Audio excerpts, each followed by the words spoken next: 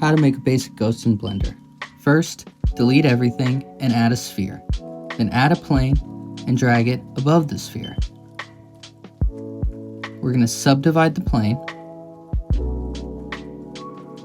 And we're going to add the collision modifier to the sphere and the cloth modifier to the plane. It's a good start, but I'm going to want to subdivide this plane one further step. That's looking a lot better.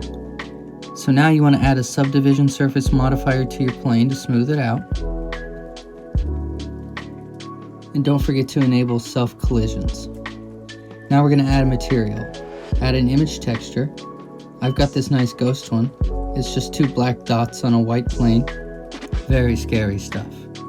Now let's have some fun and add some wind and get things moving. Now you can bake this and delete your sphere and you've got a ghost. Thanks for watching.